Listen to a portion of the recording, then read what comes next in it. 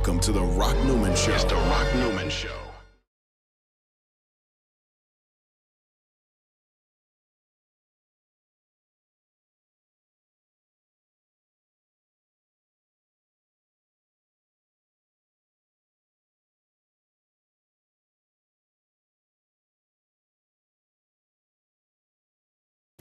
The Rock Newman Show. Folks, welcome back. October the 5th, Saturday, 2013, The Rock Newman Show. This is our wrap-up hour, and we have a fascinating subject matter and great guests.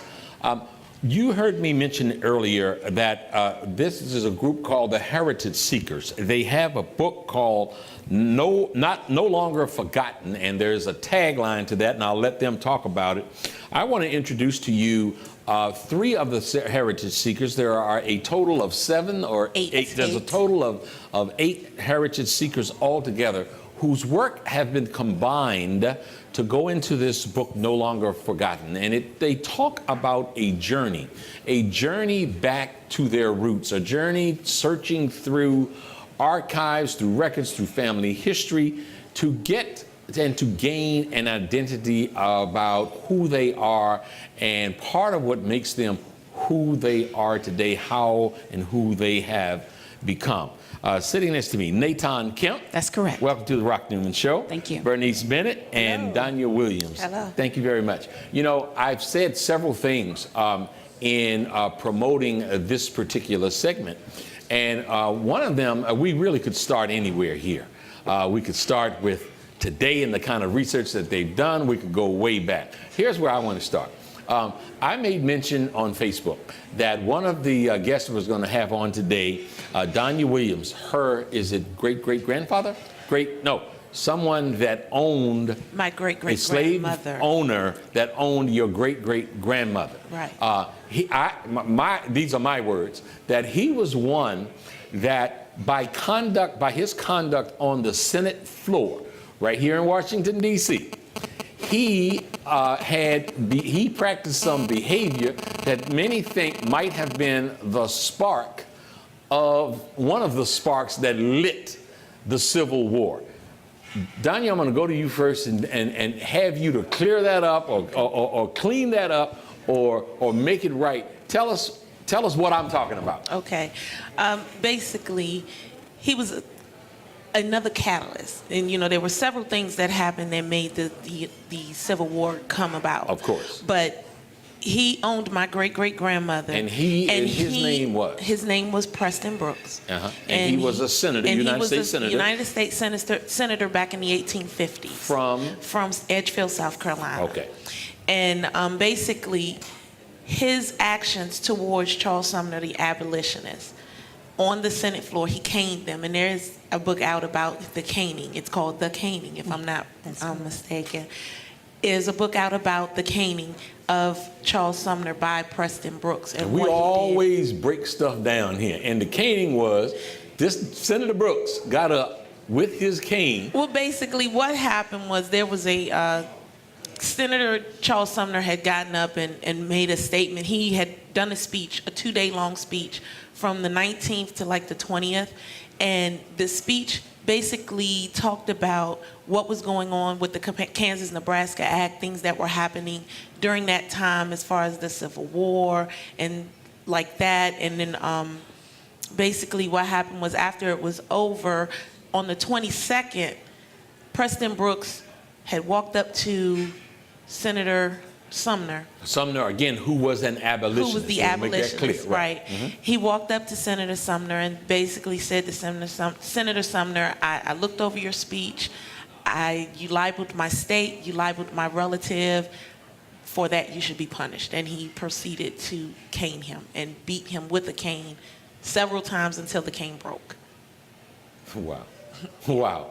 So as we talk about, you know, the craziness that's going on Capitol Hill today, right. It didn't just start. No, it didn't just start. Senator Brooks whipped Senator Sumner with a cane. Yes. Now, Senator Sumner, just so you know, again, he was the abolitionist. Yes. Brooks owned your great-great-grandmother. Owned your great-great-grandmother. Yes. He was But not in terms my of who we wish would have won that fight would have been Sumner, but Brooks beat him down with that cane. Yes. Tell us, let's start with you. What prompted you to start doing the research that brought you here today? Two things. Number one, on my mother's side, I was told I had Native American ancestry. Number two, in high school. All black people lay claim to Native American ancestry. Okay. That's true. The second spark was in high school. I have a friend who could trace her ancestry back to the Mayflower, and Presidents John Adams and John Quincy Adams were her two most famous ancestors. And I thought about that when she told me that, and I thought, I'll probably just hit slavery and won't be able to find anything else beyond that. So that was an inspiration for me to see how far back I could trace my roots. And when did that start? How long ago did that start? I started in earnest in 2001 to start looking for my father's side, because my mother was tracing her own roots. So I decided to trace my father's roots. My father died when I was 4 years old, so I didn't know much about him or his family, and didn't really grow up with his family. Okay. Nathan Kemp, tell me, in that search that started in 2001, Yes. what one single thing stands out that has either surprised you, shocked you, fascinated you, made you cry, made you laugh? What one thing has riveted you the most? I guess for me, knowing the history of Edgefield, the fact that two of my ancestors were members of a church. They were two of the colored deacons who acquired land on behalf of the church in, I think it was 1886. And this was no information that anyone knew on my father's side. It must have been lost over time. My mother and I were researching at the Edgefield Archives, and she found the document. So my third great-grandfather, McDuffie Tompkins, and my second great-grandfather, who's mentioned in the book, Nathaniel Blair, were two of the colored deacons from Mount Lebanon Baptist Church in Parksville, South Carolina, who acquired land for the church. Folks, and let me tell you what struck me and why I had to bring these folks to this table, is that each of them started out on this search not knowing, you all didn't know each other. Not from the beginning. Not in the beginning, it was your own individual journey. And some kind of way you cross paths in your research. Right? Yes, Bernice and I crossed paths earlier, back in 2004. And what was it that prompted you to start your search? Well, I'm a native of New Orleans. Okay. And Nolans. And so I grew up around my maternal family. Right. But my father is from South Carolina. Okay. And I knew very little about South Carolina, and decided that it was time for me to do that journey, to find the living. I wanted to find relatives. Sure. And so that's what sparked my entire journey. Plus, I grew up seeing a portrait of my grandmother, a grandmother who died very young, and this is her portrait. What a beautiful lady. And if you can imagine growing up, seeing this beautiful woman, Yes. and having questions about her where I had no answers. And so this is what really, really encouraged me to find out more, to hear that voice. And that's part of our subtitle of our book, No Longer Forgotten, The Voices of Our Ancestors Speak. Yeah. Because I needed to know more about her family. So I'm going to ask each of you, so be prepared because I'm coming to you also. In this journey, what one thing, if you can answer that, stands out more than anything else in terms of a revelation, what you found out that surprised you, shocked you, made you laugh, made you cry? Well, first of all, as I said, I knew very little about her. Right. I had no idea that she had a brother. And so the first thing that stood out was that I was able to connect with children, family members, first cousins. Sure. And so that was the first part of the journey. Right. But there was more to that journey. because I also traced the family all the way back to the 1830s and discovered an ancestor who was enslaved. And this was my first time. I mean, we know that slavery did take place, Yeah. but until you actually see a document, Right. you don't know. That a family member was actually owned. Yes, Right. owned, Right. Was listed somebody's as a part of somebody else's property, along with the cattle and the furniture and the silverware. Yeah. And I found that inventory, and I saw my ancestor with a number associated with him, a price tag of $400. Right. And so that stood out, is something that I feel every time I look at that piece of paper, because I now know, what the life was like for him as a young person, but I also met the slave owner descendant. Yeah. When you first came upon that document, describe how you felt at that moment. I'm just going to describe it in terms of Hurricane Katrina. Yeah. You know what that was like Yeah. for the people in New Orleans? Yeah. Waking up and this water pouring down the street, and they had absolutely no control. They didn't know what to do. Yeah. Where do you run? Do you hide? Do you just stand there? It's one of those emotions that is almost undescribable. I didn't know what to do, other than to say, what? Right. What? Yeah. Yeah. As much as we academize slavery, Yes. you come face to face that your blood, that your lineage actually had a $400 price tag. Oh, yes. Right. And it wasn't just one document. It was several, over several years. Yeah. Danya, when did your journey start? My journey started in 1996. My journey was because of my aunt. My aunt has like hundreds of people in her family, but that's what caused me to really start looking, because we didn't know anything about my grandfather's side of the family, and it was talking with her and learning from her that she didn't know anything about about her father that made me want to just really get into that search on my family and just put us together, and finding out that we're huge. I mean, unbelievably big. Yeah, so in terms of numbers in the family? Yes, over 600 so far on my family tree. So what's the first thing you did? And we're looking at the camera, for example, because part of what's happening here and what I think a value that we try to serve is, changing the world one conversation at a time. Mm-hmm. So to the listener and to the viewer that is out there now, you all being seen all around the world. Okay. That is out there now. What was the first thing you did? And since you've been doing this since '96, Right. So give us some techniques. Give my listening audience some techniques from your experience as to where's the best place for them to start and what the process will look like for them. Okay. Well, I started on Ancestry.com. Okay. I did do that.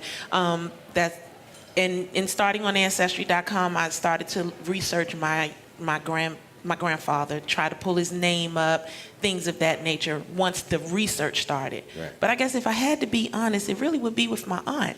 I started with her. I started with family members. And I think that that's what people should do. They should go talk to their family, talk to the oldest person that they have in their family, sit down, make it a conversation just like this right here, Right. and just ask, who's my grandmother, who's my grandfather? Yeah. Ask the question that you don't know, and they'll be able to sit down and talk about it, because they like to talk. They want to Sure. tell you. Sure. They want to let you know, and if they don't want to let you know, that means there's some secret somewhere in there, and Yeah. it's up to you on whether or not you want to go Uncover. forward Sure. and uncover it and Sure. find it out. Sure. But overall, yeah, that's where I started. And for you, what has been the most fascinating thing that you think that you can think of in the journey that you've taken? Finding my great-great-grandmother being owned by someone that I learned about in school, which was Mr. Preston Brooks. Right. It was the most, I can't even explain it. I mean, I couldn't believe it. I mean, I knew that there was going to be somebody in my family Right. owned by a slave, and I set my mind for that. Right. But to find someone in history Yeah. that has gone down in history, Right. that person actually owned my personal great-great-grandmother. Yeah. That was a huge deal for me, and she was worth $1,205. 1,205. They put that extra 5. Yeah, they put the Wow. 5 up there. Fascinating, fascinating. The Heritage Seekers on the Rock Newman Show. We'll be back in just a few moments, and they'll help teach you how to find out who you are. We'll be back in a few moments.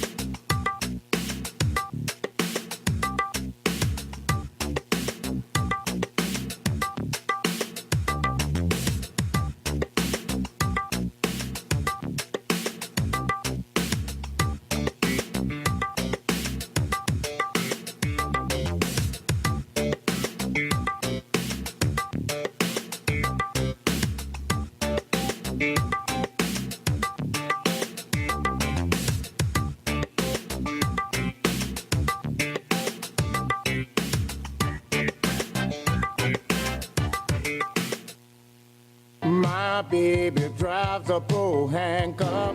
The weekend is here, and no matter what the weather's like outside, you'll find the deals inside here in the beautiful showroom of the all-new Pohanka Hyundai in Capitol Heights during their giant Markdown Madness sale. Smart shoppers know that every new Hyundai in Pohanka comes with Hyundai Assurance and America's best 10-year, 100,000-mile powertrain warranty. But why don't you tell them about the Markdown sale, Joe? I'll be happy to, Kim. Folks, shop around on the web, and you'll see lease payments on a new 2013 Elantra GLS at $179 a month. Today at Pohanka Hyundai, $99 a month. That's right, a $99 payment on a brand new Elantra. And $89 a month on a new 2013 Accent GLS Automatic. How do they do it, Joe? It must be the volume, Kim. A brand new building, hundreds of new Hyundais, and Pohanka's low payment and easy credit programs are designed to get everybody driving. But you have to get here today. Rush to the giant Markdown Madness sale at exit 13 off the Capitol Beltway. Pohanka Hyundai, king of the Beltway. All financing for a limited term on approved HMF credit. My baby drives a bull handcuff.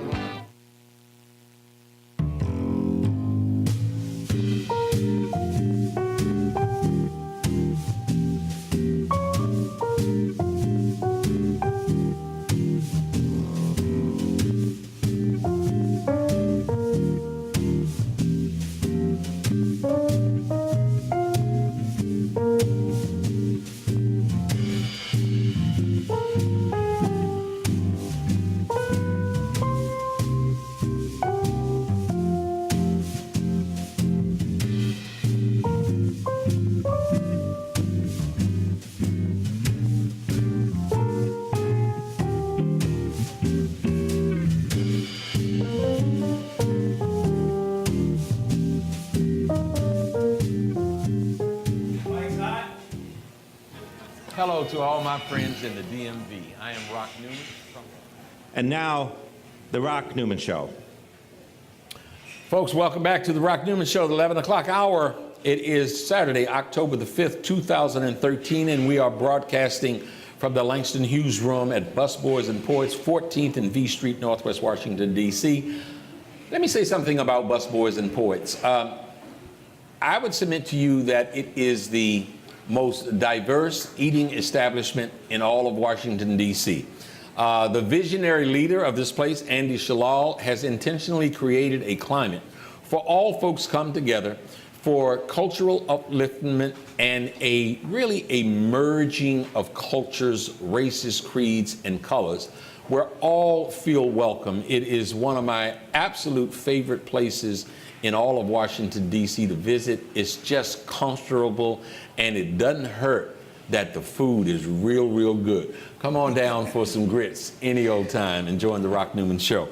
We have in studio with us 4 individuals who are part of a makeup of a total of 8 that are called the Heritage Seekers. They have collaborated and have a book called No Longer Forgotten, the Voices of Our Ancestors. It is a fascinating story of their journey into their past. And each of them discovered the other somewhere along the way as they were trying to discover their roots.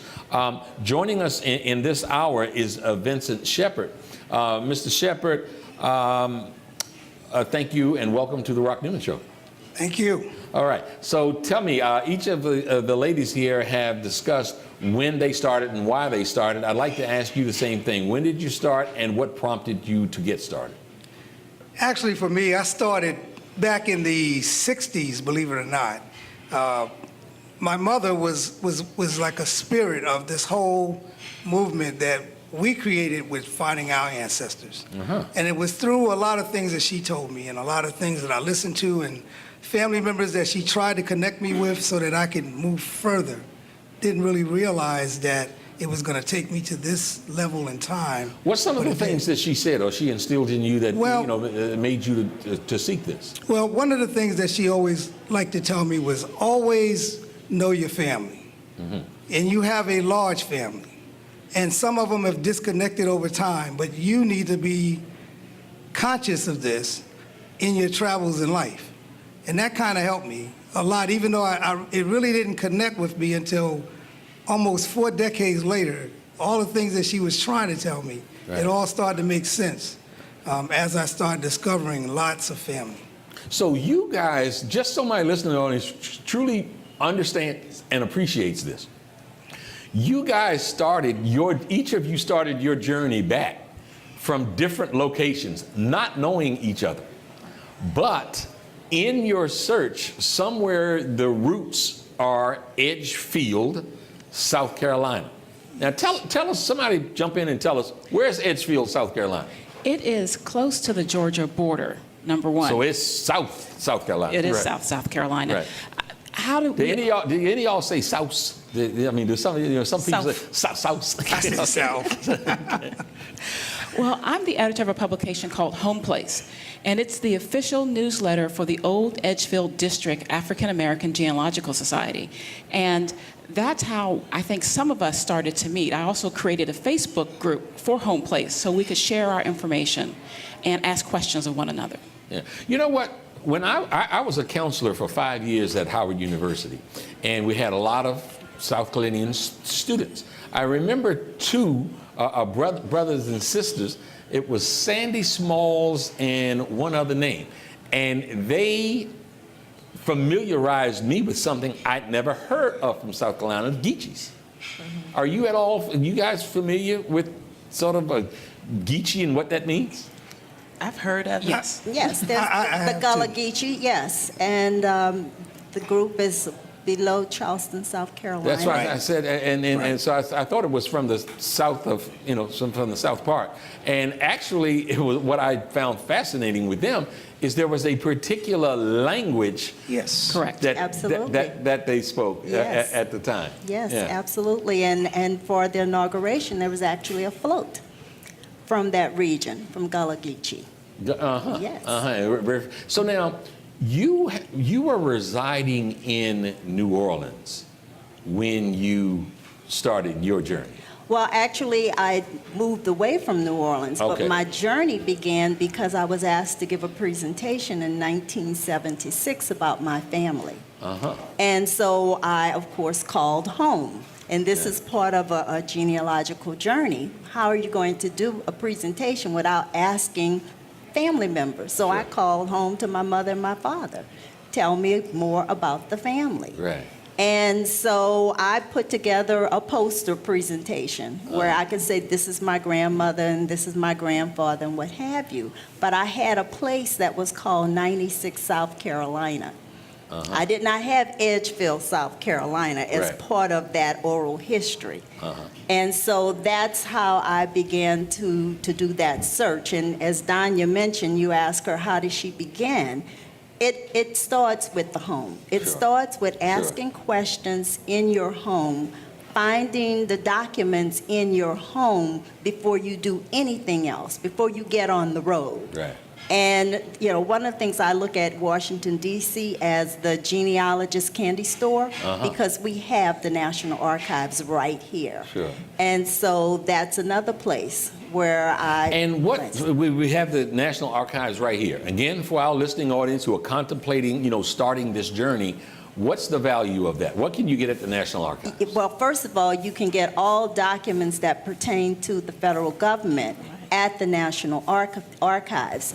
Therefore, if anybody should understand, there will be a document, there will be a U.S. Census, there will be records that are related to homesteaders, there will be Civil War records, original documents that you can get and review. Now, at the National Archives, the census are on microfilm, but then now a lot of that information is coming online. It's digitized. Yes, it is digitized. Vincent, let me come back to you.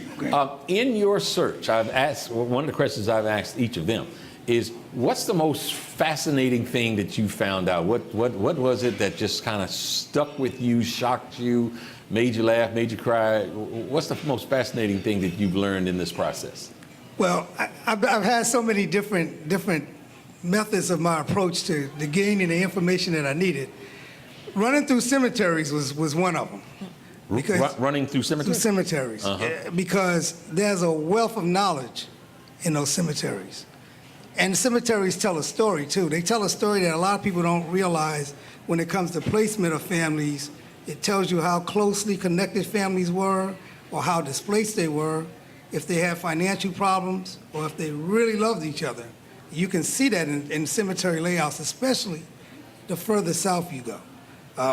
And so that was one of the fascinating points that I saw, because I go to one cemetery and I'm looking all over the place, and certain people aren't there. They're at another cemetery, and I'm like, wow, why were they buried over here instead of here with the rest of the family, all the brothers and sisters, but this one is in another cemetery?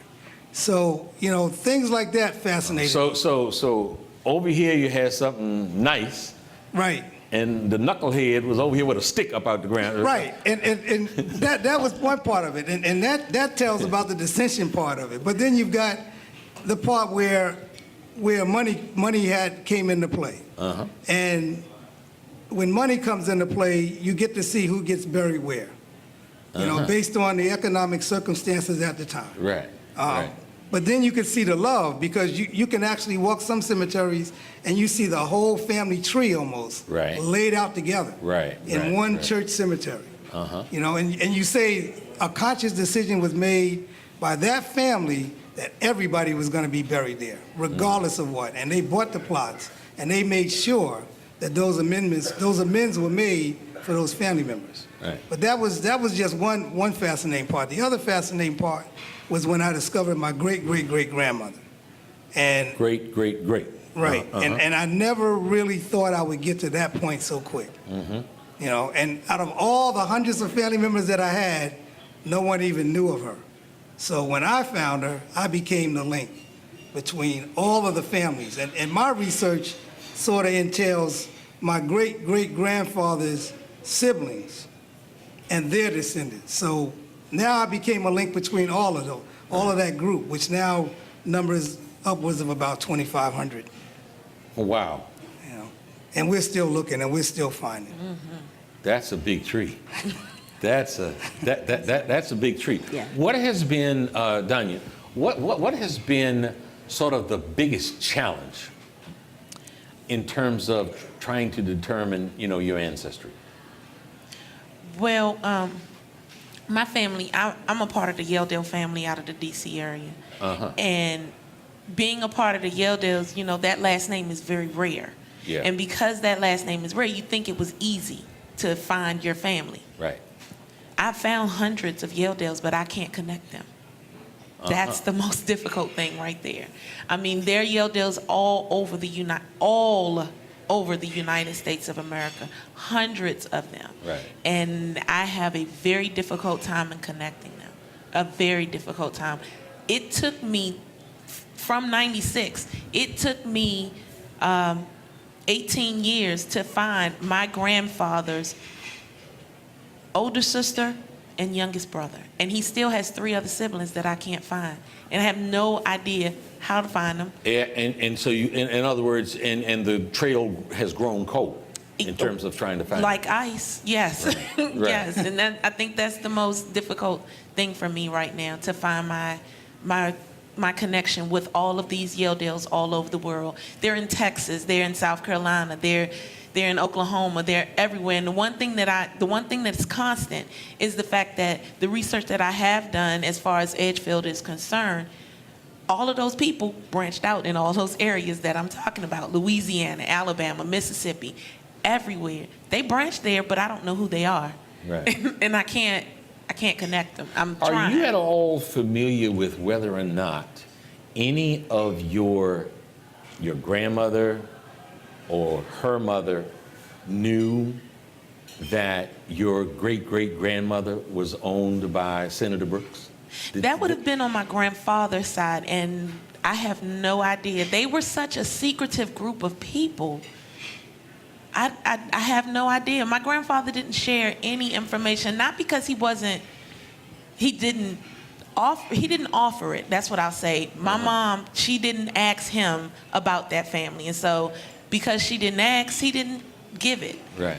There had to be a reason, and that's a part of my research. Why are y'all so secretive? What made you roll out the way that you did? Or, what made you leave South Carolina then to go to North Carolina only to end up here in D.C.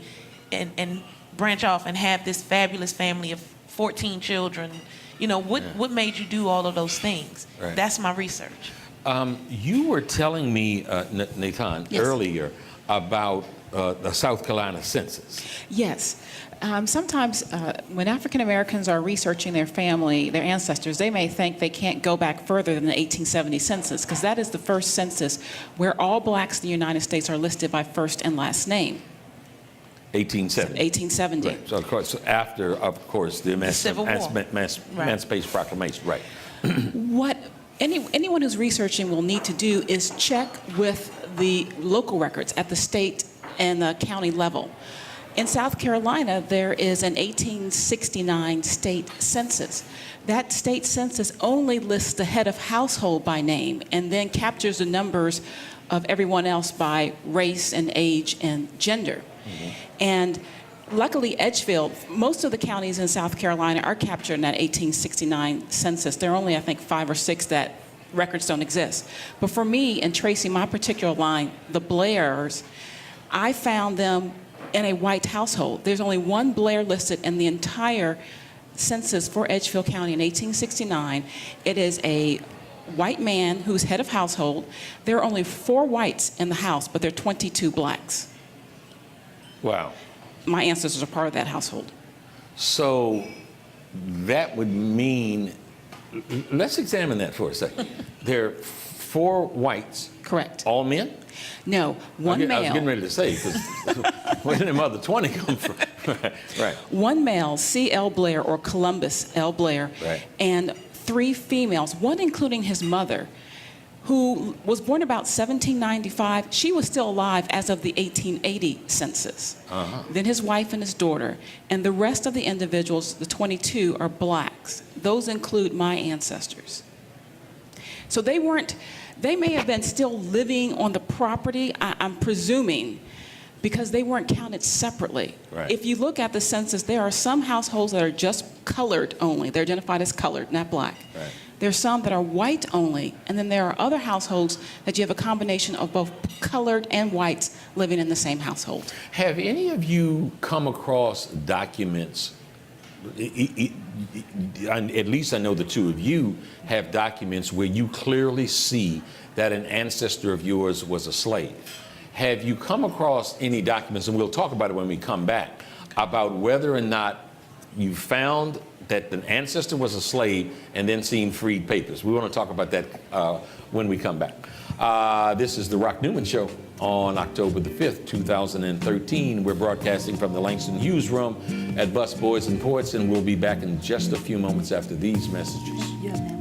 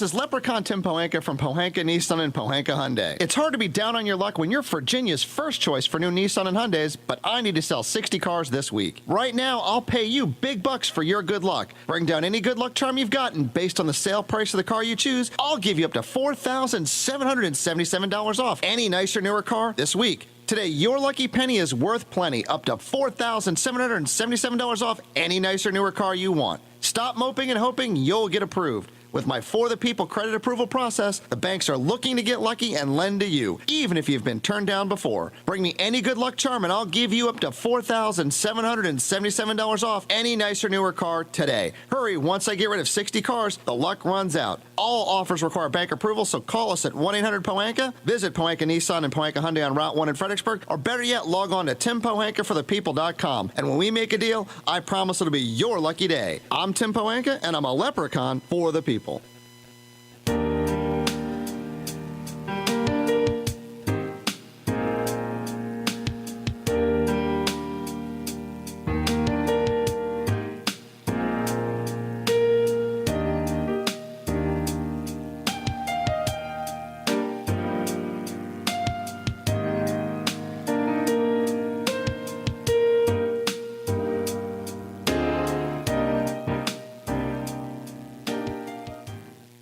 Hello, everybody. I'm Rock Newman from The Rock Newman Show. And I am absolutely flattered to have as one of my fine advertisers the DMV's greatest corporate citizen. Who am I talking about? I'm talking about the Pohanka Automotive Group. If you have any automotive needs whatsoever, if you want to sell your car, buy a car, trade in your car, have your car serviced, whatever you need, see my good friends at the Pohanka Automotive Group. You will be well taken care of, I promise. I'm Rock Newman. I might be there. Come on down and see our good friends at Pohanka Automotive Group.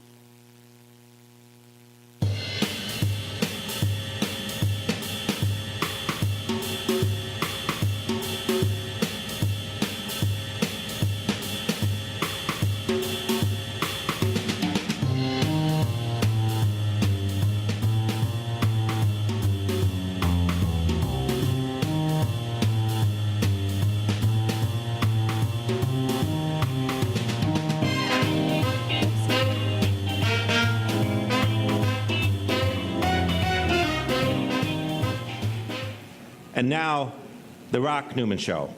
Welcome back, folks, to our last segment today. It's a beautiful day in Washington, D.C. I hope it's a beautiful day in your life. We have a fascinating collection of individuals who are in the room who have come together and have produced a book that is called The Heritage Seekers, No Longer Forgotten. The Voices of Our Ancestors Speaks. It's a fascinating tale of individuals who started on a journey to find themselves. They found much of themselves, much of their history, and they found each other. And 4 of the 8 who make up the Heritage Seekers are here today. They all sort of intersected and realized that their family existence existed in Edgefield, South Carolina. And I, on the break, had a moment to see something. It's called, what is it called? It's called, folks, look at this. Look closely here. Slave Records of Edgefield County, South Carolina. Yes. Now, tell me what's in that book. Well, this book gives you a listing. I was going to say that's. Tell me what's in that book generally, and that's what's relevant to you. Yeah. Well, this book gives you a listing of all of the slaves that were held in South Carolina from 1785. The book goes to page 432. Right. And you start seeing these names at page 7. And it goes that far. And all of these names are here. My great-great-grandmother is listed in here on both page 55 and 56. Now, why would she be listed on 2 different pages? Because she was owned by not just Preston Brooks, but also Preston Brooks's father. Right. So she was first owned by Preston Brooks' father, Whitfield Brooks, as a younger girl, right. And she was worth like $700 there, and then she was then owned by Preston Brooks himself and was worth $1,205. My great-great-grandmother never left the Brooks family. How many children did she bear? I have, and I did not bring that, but I have paperwork that states that my great-great-grandmother was a breeder. I know that, and a breeder, let me explain what a breeder is. A breeder is a person who has children for the slaves just so they can have more slaves. Yeah. So my great-great-grandmother, the count that I have is 9, but it could be way more than that. Right, right, wow. Now, were they children fathered by other slaves or the Brooks family, some of the Brooks men? Or I think that's one of the reasons why I'm having a problem finding my Yeldales. I am not sure. Uh-huh. I'm just not sure as far as who fathered who. I know that her son, my great-grandfather Peter, I can tell you this, in 1870, my grandmother, when they were first, listed on the U.S. Census, my great-great-grandmother and her children names were Brooks. And then by 1880, the next U.S. Census, they were listed as Yeldale. The children were, whereas my great-great-grandmother was still listed as a Brooks. Now, have any of you, the others, found relatives in this slave Yes. record? Absolutely. Yes. Yes, Oh, each of you have? Yes. Each of us. And my relatives are on page 217, and it directed me to this document, which is one of the slave transactions. Tell me about that. Well, this is a document. It first lists the inventory and goods and chattels of Caroline Kemp. And it's dated July 30th, 1847. You know what? I just should be so much more cerebral and restrained and professional than I'm about to be. But when I keep hearing own, I want to take a baseball bat and hit somebody. You're not the only one. You're not I mean, I just want to crack somebody upside their head. I didn't really mean that. Yes, I did. But go on, please. Well, this is her inventory, and then there's another transaction in which my ancestor is actually sold to someone else by the name of Simpson Mathis for $400. And he is listed as Negro Boy Andrew, $400. So let's just drill down on that and your personal journey. So when you saw that, and all of you feel free to jump in if you'd like. I mean, I just had a reaction that I was even feeling, before we went to the break. But when you saw some of that, tell me kind of. Again, it was a shock. It was unbelievable. The first time I actually saw my great-great-grandfather's name, because we had to start with the now and take it back, was 1870. Mm-hmm. And so I had his name, his wife's name, and all of the children, including my great-grandfather, as a child in the household. Right. But then to go even further back, 1847, 1844, 1830, and you're seeing this, and you're saying, oh my God, he's property. I mean, he's enslaved. He's owned by someone else, because I will never say he's a slave. Yeah. He was enslaved. Right. Somebody took him away from the country of his birth.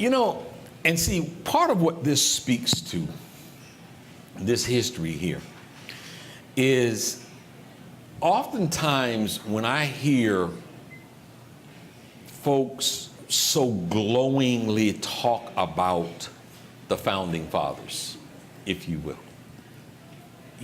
And the reason why African Americans bring a unique and different perspective to how we view the news, how we view history, how we internalize it, is much different than what someone else's might be. Because when I hear about these founding fathers, I mean, are you talking about, and see, I maintain this, by any objective standard of the definition, slaveholders raped slave women. So these founding fathers, these noble, monumented founding fathers, I have no doubt that there was a certain intellectual brilliance amongst them. I don't think anybody could deny that. but I would also submit that they were morally deficient to the core, because it's not like they were practicing the behavior that they were practicing and other people didn't know it. There were abolitionists that got beat up saying slavery is wrong. And you know damn well that George Washington and Thomas Jefferson and all the rest knew that it was wrong. So as we delve back into history, and you talk about these emotions that you find out that when you connect and you personalize that. Absolutely. And this is the reason we came up with this title, No Longer Forgotten, The Voices of Our Ancestors Speak. Our ancestors wanted us to find this. Yeah. They want us to tell our story our way. Right. And then the other thing is, I think one of the things that, like, you had that anger. Just by listening to this, you have that anger. Sure. We actually kind of had to, well, I don't know about anybody else, but me, I prepared myself mentally to understand and know that I was going to find me somebody who was owned, and I had to deal with that. I also prepared myself mentally for the fact that I may find, incest. You just never know what it is you're going to find. Sure. So I prepared myself mentally. It wasn't until I wrote my part of the chapter that I started to really actually feel that anger. I didn't have it at first. That same anger that you just did, I did not have that at first. I was like, oh, well, I knew I was going to find it because I just put it in my head. You're going to find it. You need to deal with it so that you can move on. And then also, if you come across, if you're able to meet the owners, you'll be able to, understand at least a portion of what it was. But there's no understanding when it comes to something like that to a certain degree. Yeah. What you need to realize is that it's not the people today. Right. And that's what I had to, get myself to understand, that if I have the opportunity to meet anybody from the Brooks family, it's open arms. Yeah. Because I want to know them. I want to know them. Let me ask you, I heard someone say early on that somebody had met some of the slave owners' family? Yes. Please tell us about that. Yes. I met her. I mean, she came up to me, and she... Did you have your bet? No. No bat. Okay. Very friendly person. Yeah. But she knew who my cousin and I were before we knew that she was a descendant, because we're a part of the old Edgefield District Genealogical Society. Okay. And when you contact the society and you give information, they can also connect the dots. And so they connected the dots. And so I credit her. I mean, she was instrumental basically in pointing us to these documents. That's right. And I couldn't get angry with her. She didn't know how to approach me, just like I didn't know how to react to the documentation. Right. But the one point that I want to make is that we all want our information. That's right. I mean, if there's a descendant out there and that descendant has information, they have records, they're seeing names, start thinking human being and not property. Right. If you think that way, then you have to think that there's some descendants out there That want to know. that want to know, and we want to know, and that's why we're telling our story and no longer forgotten the voices of our ancestors. Hey, speak. let me go ahead. I wanted to say that not all records are publicly available. There are a lot of families that still hold private records, and they're not available to the public, and so that's part of what Bernice is saying. Also, I want to mention slavery is a business, was a business. Was a business. So you have to, unfortunately, and this is the hard part, when you hit the 1870 census or 1869 census and you can't find anything else, you're going to have to turn to the slave-holding family to look for a crumb on your ancestors. That's the difficult part. I just wanted to say how I dealt with it and internalized it all was that, again, I like to point back to the 60s. That was a very trying time for us. It was a lot of movements, the Pan-African movement. There were a lot of leaders out there that talked about things that in public school we didn't cover. We didn't cover slavery in public school. Right. So those spirited leaders were out there, and they were throwing it at us and letting us know about our history, whether we wanted to accept it or not at the time. Sure. Which a lot of people didn't. They felt uncomfortable. That's right. They were trying to That's move right. up and Yeah. move on Yeah. and get involved in a lot of different things Sure. that would help them economically later on in life. Sure. But some of us listened to that. And again, that was part of my end process. So when I got to the point of reading through these documents and seeing ancestors that were property and finally discovering my great-great-great-grandmother in the end, I just took a deep sigh of relief and said, you know, it's finally over. Now it has all come to fruition for me. I can move on and I'm ready to teach. Right. Now, that's the way I took it. Right. Fascinating. And we have to teach it, you know, in order for people to accept it. There's so many Caucasians or white people, however you want to say it, that are out there that are afraid to approach, you know, an African American or black because they don't know how they're going to accept Right. these documents. Right. Like Bernice said, the only way that we're going to know about our family is if you offer them. That's why I want to meet the Brooks family. Yeah. Because I know for a fact that they owned my great-great-grandmother. And it's just, I think that I would get a wealth of information from them, as well as them learning about me. Because we don't know, like you said, we don't know what has happened. I don't know how many children my great-grandmother had. I would love to know these things. Right. I would love to find that out. Right, and I would submit that, you know, at the end of the day, that will be part of the process Of healing. Yes. Whenever that can happen, because we so much totally talk past each other.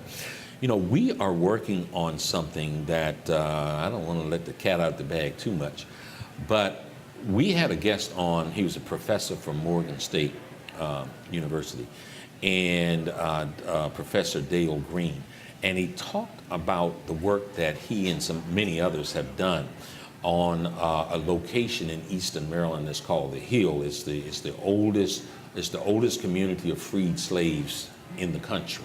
Wow. And part of what has happened is they've gone back and gotten the records where this one, the one individual, his name was Banning, was a friend of George Washington's. He sailed to Senegal and brought over 22 slaves. And from those, when he passed, they were freed by his will, and they formed this community. Well, part of what is happening, part of their journey now, those who are there and some who are working on the project, and this has now gotten federal government support, state government, and local government support. Part of what they're doing is they're actually trying to connect some of the descendants who live there today with their relatives in Senegal. So I find that to be very fascinating, and I wonder, if at some point, has anyone learned as to where your families came from? Not yet.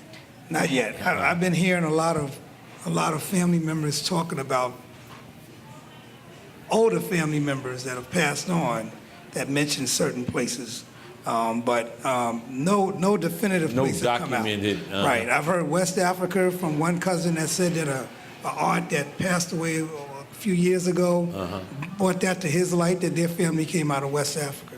That's where, so, but again, nothing definitive has come out of any of it yet. Yeah. One of the things that I've done, and all of us actually have done, is DNA. We've all participated in the DNA testing, and that has given some. Tell me about that, please. We're going to take this right up to the top of the hour, production team. We're going to go right up until 10 o'clock. Tell me about the DNA, like what that does. I think there are different DNA tests. There's one of them you read about on the Maury Show. Right. That's one of those tests. Right. One test will just trace your maternal line. Yeah. The other test will trace your paternal line, and then there's another test that will test everything that's in you, called the autosomal DNA test. And that's the test that all of us have taken. Right. And does that start to tell you percentage of Your Yes. ethnic Yes. makeup. and that sort of Yes. thing? Yes. So one of the things that we do know that we are all triracial. Right. Uh-huh. We have the test percentages to tell us that. And so, it's like, do you mind telling yours? Yes. Okay. Yes, I'm 87% African. Uh-huh. I'm 7.9% European and 2.5% Native American. I told you, all black folks got some engineering. How about you? I'm 78.6% Africa, 19.1% Europe, and it's less than 1% Native American. So that was a shocking revelation for You me. got some engineering, you know. How about you? Mine is 87.3% West African, 17% European, and 1.9% Native American.